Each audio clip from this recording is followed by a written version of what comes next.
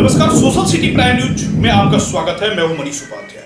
आज हम लोग हैं अमर हॉस्पिटल मोतिहारी में और हमारे साथ हैं शहर के जाने माने डॉक्टर, मधुमेह रोग विशेषज्ञ, डायबिटीज रोग specialist doctor Kumar Soren. Sir, आपका बहुत बहुत स्वागत है हमारे चैनल पे। धन्यवाद।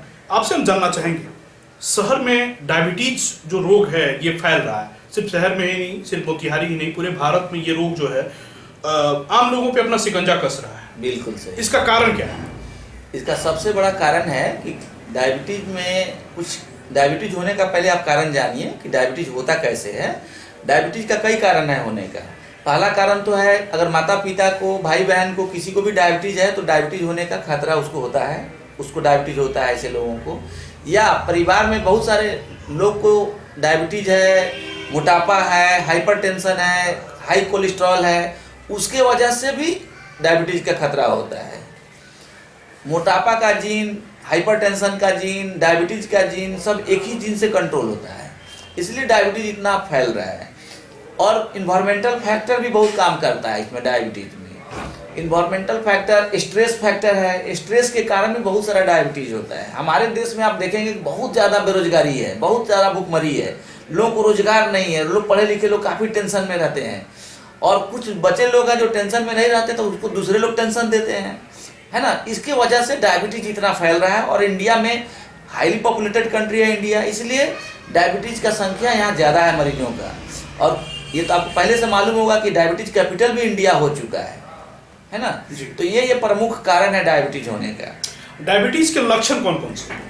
डायबिटीज के बहुत सारे लक्षण होते हैं, जैसे अधिक भूख लगना, अधिक प्यास लगना, अधिक पेशाब लगना, आपको आंख से धुंधला दिखना, कमजोरी होना, घाव का देर से भरना, है ना, हड्डियों में दर्द, सर में चक्कर आना, बहुत सारे लक्षण है डायबिटीज के।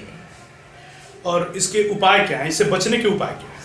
इससे बचने का बहुत सारा उपाय है। अगर आपके घर में या किसी के घर में माता पिता को डायबिटीज है तो ऐसे लोगों को रोज 30 मिनट्स वॉक करना चाहिए, बाहर का फास्ट फूड अवॉइड करना चाहिए, घर का खाना खाना चाहिए, है ना।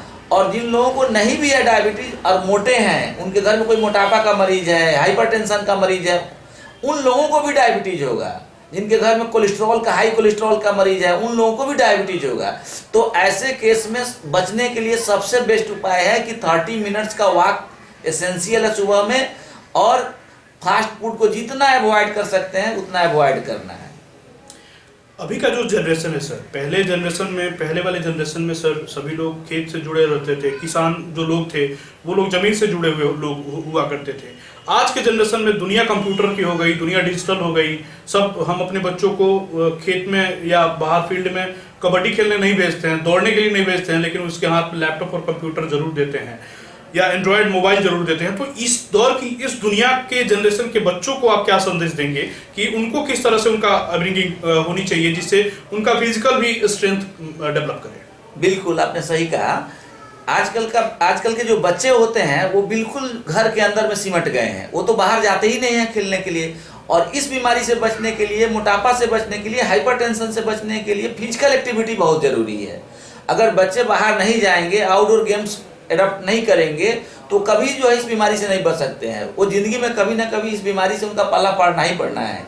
इसलिए आजकल के बच्चों को ये सलाह दिया जाता है कि कम से कम डब्बा बंद खाना ना खाए और फास्ट फूड अवॉइड करे जितना कर सके, और कम से कम बाहर में खेल खेले, जो भी खेल खेले लेकिन बाहर में खेले, जिससे उसका शारीरिक व्यायाम उसका हो और इस तरह से वो इस सब बीमारियों से बच सके। मतलब आउटडोर गेम को प्राथमिकता दी? बिल्कुल, आउटडोर गेम को ही प्राथमिकता दिया जाता है। और कंप्यूटर में जो गेम चल रहा है, जो हर पेरेंट्स अपने बच्चे को मोबाइल देते हैं कि लो भाई ये गेम खेल लो और उससे पीछा छूटे, ऐसे भी पेरेंट्स हम देख रहे हैं कि कुछ लोग हैं जो बच्चों को, जैसे बच्चा रो रहा है तो उसको मोबाइल पकड़ा दिए, गाना लगा के, लो भाई गाना सुनो लेकिन हमारा पीछा छोड़ो। ऐसे पेरेंट्स को क्या बोलेंगे?